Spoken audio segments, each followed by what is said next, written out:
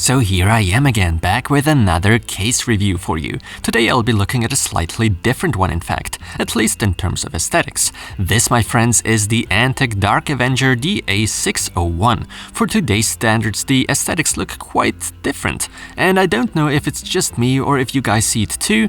The design kinda reminds me of cases of the era 2009 and 2010. Those could have been quite popular back then, but maybe it's just me and I totally forgot what the era actually was all about, design-wise.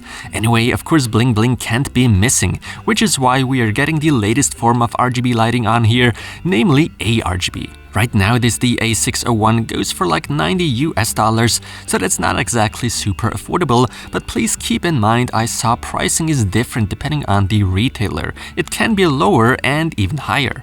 Either way, given that price, it needs to deliver. Unfortunately, it turns out this case does have some flaws. You'll find out what those are shortly. So here's the question, should you buy it or not?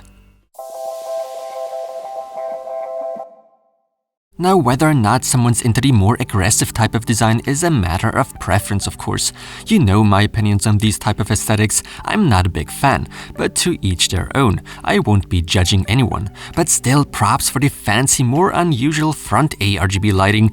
We don't see that too often, although I have the feeling we'll be seeing something like that more frequently in the near future. In general, the build quality seems quite solid, but it needs to be said the front cover is entirely out of plastic. Now, when taking a look at the specs, nothing out of the ordinary really. On paper, it seems to be a standard run-of-the-mill $90 case. Pre-installed are two fans, one in the front and one on the rear, of which the front one comes with ARGB lighting. Right out of the box, it is already connected to the fan controller and ARGB hub.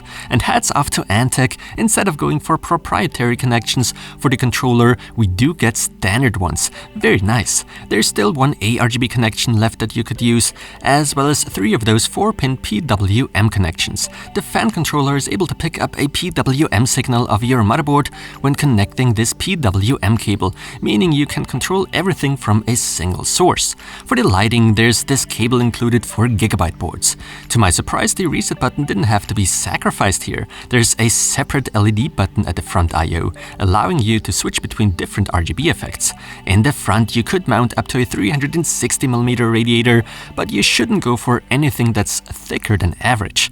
At the top, there's room for a 360mm radiator as well, and also a 280mm one. However, my slightly thicker than average radiator neither fits at the top nor in the front. That's a problem I had to witness on many cases these days, since today those PSU covers became a standard. Although the solution to that would be so easy. Simply increase the case height by 1 centimeter and everything would fit.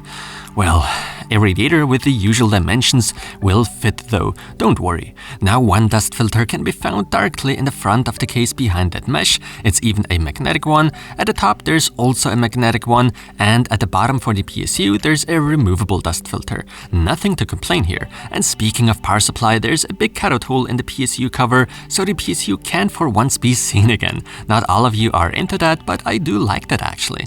Mechanical 3.5-inch hard drives can be installed toolless, but I have to say these trays appear to be a bit too flimsy, and my fear is that we'd have to deal with vibration noise in the long run. SSDs officially can be mounted in the by now classic spot behind the motherboard tray, but I did notice the holes to the left match the ones of SSDs, so there's actually 3 more mounting points for 2.5-inch drives to the left. There are plenty of cutout holes for clean cable routing, but at a price of $90, more or less, I'd expect rubber grommets. You won't be able to do the best cable management in here, especially not if you spend this little time on it as I did. But in general, these cutout holes as well as the lack of rubber grommets can be one's downfall. After all, the cables could very well be clearly visible on the side of beauty in the system, which is not always so desirable. Other than that, I can't complain. My test system, except for the thicker radiator, fits well into this case and makes a good impression. There's also no need to worry about long graphics cards, obviously. The ARGB lighting is pretty good too, with a bunch of cool effects to choose from. But of course you can hook up all the lighting to your ARGB compatible motherboard too if you want. When it comes to fan noise, I gotta say I'm not content here. The rear fan is okay in terms of fan noise, but the one in the front is way too loud and doesn't allow for all too good of RPM control, so it's a challenge to somewhat silence that one fan. So given that there are only 2 fans pre-installed, there's way too much noise.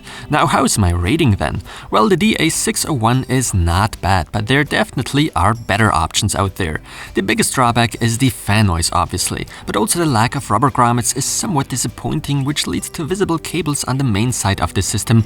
Most don't want that. Then you also gotta watch out when dealing with thicker radiators. And last but not least, those HDD trays are slightly too flimsy for my taste. But aside from that, a pretty solid case. Impressive is the good and very useful integrated fan controller. Nonetheless, the pricing of about $90 for a case with such flaws is a bit too much in my opinion, which is why I'm giving the Antec DA601 my silver award. And as always, thanks a lot for watching.